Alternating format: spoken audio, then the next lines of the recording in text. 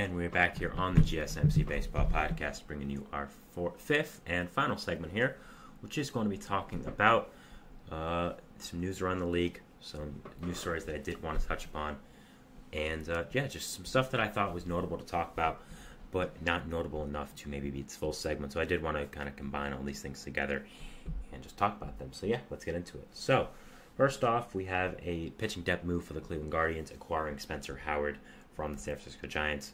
I think this is a solid move here by Cleveland. Spencer Howard is a guy who's a former top prospect with Philly and with Texas, and I think it's just a nice, solid piece of veteran pitching depth for this Guardians team. Like I said, they need a lot of this right now. Their pitching rotation is pretty flawed. Their bullpen is pretty good, but again, I think their rotation really needs some help, and acquiring guys like this who are low cost, have, I guess, high upside, quote-unquote, because of what they used to be, I think is a really good move by Cleveland. And with where you are right now with your franchise, I think it's a solid move. Nothing really too crazy, just again a good piece of veteran pitching depth that can really eat some innings and come in the game if you need them to. So yeah. Next off, we have some pieces of Angels news.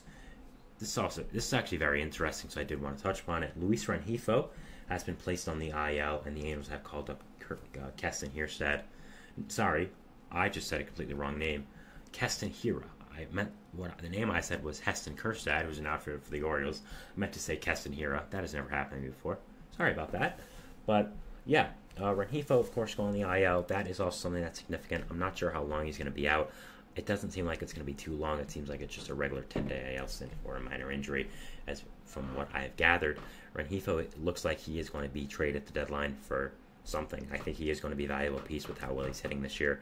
He's been mentioned a lot with the Yankees, which I do think would make a lot of sense. I think Rengifo to the Yankees is really a fit that is honestly perfect. Yankees need an infielder. Rengifo's not going to cost them much. He's under control as well. And yeah, would get the Angels off a contract. So I think that would make some sense. But getting Keston Hiura for the Angels, I think, is very interesting. Of course, was a guy who had a really good rookie season for the Brewers, and then after that really did nothing. Failed to catch on with any other teams he's been in the minor leagues with as well. Failed to catch on with the Brewers again. So getting called up here by the Angels and probably getting to play a good amount is something that I'm really going to be interested in watching, because I still do think there's a lot of talent left in Keston Hiura as a baseball player. I still think he can smash righties, and getting a chance on a team like this who doesn't have much to play for, who doesn't have much expectations on them, I think honestly is a perfect spot for Hiura. I'm an Angels fan, I'd be wanting more of these deals. I think, again, getting guys like Luis Guillorme, Cole Tucker, guys who aren't great, but may catch on fire and maybe someone you can get a prospect for at the deadline, I think is a very solid move for a franchise that really does not have a place to be at right now. So, yeah, I think this is a solid move by them, getting Keston Hiura. And I'm very excited to watch him, see if he can do anything with this Angels team. But I thought it was a very intriguing signing here, intriguing move by the Angels to end up calling him up. The Braves, of course, have signed Eddie Rosario to a minor league contract. This was so obvious. I mean, Rosario yesterday got cut from his contract with the Nationals after really struggling. And like most people, I thought to myself, man, he is going to be a Brave in the next 24 to 48 hours. And that is exactly what happened. He signed a minor league contract with the Braves. Will be with their AAA affiliate, the Gwinnett Strippers, today. I assume will be called up eventually and will end up being a big part of their outfield depth. I mean, he's played for the Braves in so many years now. Once a former Brave gets cut, who of course played a significant role with their team, the Braves always picked them up. You saw it with Jesse Chavez. You're now seeing it with Eddie Rosario. So, yeah, Rosario, again, I think is a fine move for the Braves. It was just so obvious they would end up picking him up. It made so much sense. Again, with their outfield depth, I think it makes sense to end up getting a guy like Rosario, who is a veteran bat, who knows what he's doing up there, who's comfortable in the Atlanta organization, who would just fill in for some at-bats, fill in your depth. And I think, again, it's a good, solid move, and we'll see what happens with him. I don't think he'll start for Braves fans' sake. I hope he does not start. But, yeah, just, again, a good, solid piece of veteran depth here for this Braves team. The Nats have sent down Joey Meneses and called up Juan Yepez, so an interesting little situation here at the Nationals' first base position. Of course, Meneses came on the scene as a 29-year-old, 30-year-old rookie last year for the Nationals, and it was absolutely fantastic, but really has struggled this year, has struggled to maintain any of what he did last year, and from what I could see, Nationals fans were kind of over him, and from the stats I looked at, it was time to send him down. He was a really nice story last year, could have potentially been a big part of this Nationals team in the future, but really, again, did not do well this year, and it was the right move to send him down. Do I think he could still be good in the future? Yes, just not entirely sure. Juan Yepez was called up by them, which I think is a solid move and an interesting move as well. Yepez, of course, was a former top prospect with the Cardinals and never really caught on. Signed a minor league contract with the Nationals. Has done pretty well in AAA, so it will be interesting to see with consistent reps at first base what he can end up doing and, how he is going to end up hitting. I think he could maybe latch on to a bench spot with the Nationals for next year if he starts hitting well for this. So we'll be interested to see there. But again, these teams like the Nationals who are trying to find more players for that core, picking up former players like a Yepez who really never caught on as a prospect, I think is a good solid move. And I like the move a lot in theory, and I think it was a good process by the Nationals to be able to get him. Then we have Trayce Thompson. He was released by the Mets. Thompson, of course, signed a minor league contract with the Mets earlier in the offseason, had a really nice spring training with them, was really making a way to be the Mets' fourth outfielder on the roster going into the year, but unfortunately did not make the roster and was stuck in AAA. Did okay there, but I guess not enough to stay on the roster, and the Mets did end up releasing him. Would be funny to see Trayce Thompson go to the Rangers, and both him and his brother now would sign from different teams to Dallas, Texas. So obviously Clay, his brother, who I'd say is more notable than him.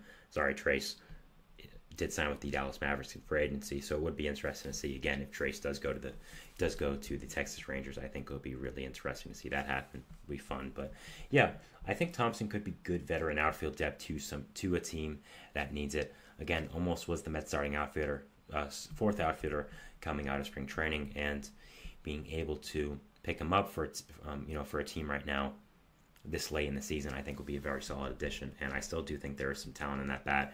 He was very good with the White Sox and the Dodgers a few years ago, so I think there is again a part of him that can be really good depth for a team. Finally, Jared Jones was placed on the 15-day IL by the Pittsburgh Pirates. That means he will probably not be making his next three or four starts or so. So it doesn't seem like this is anything too major. I read some quotes and articles about it from the manager. It seems like it's just kind of out of precaution. Pirates, again, right now are going into a big series against the Mets, 2 NL wildcard hopefuls, and not having Jones for that will kind of suck. But overall, again, I think that it's better to be safe than sorry when you have young pitchers nowadays. And yeah, I mean, Jones has been fantastic this year. Really don't want to ruin that at all. So putting him on the 15-day IL out of precaution, I think, is a good move.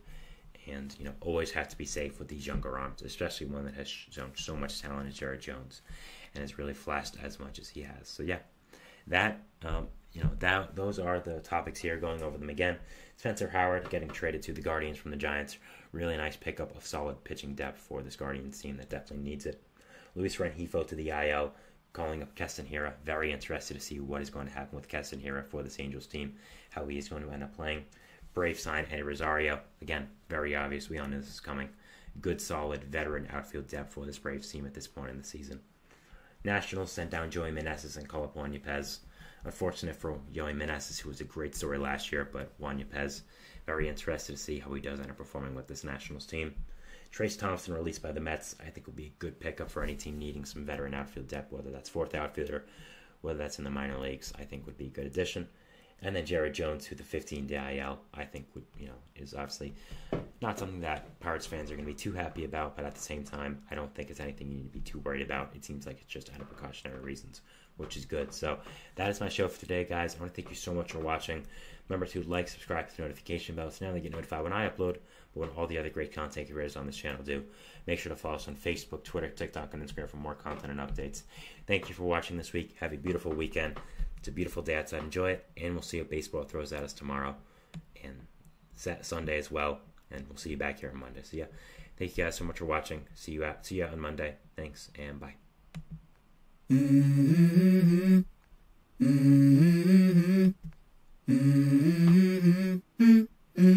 Let's go. I wake up to a little bit of drool on my pillow, feel like it's gonna be a bad day.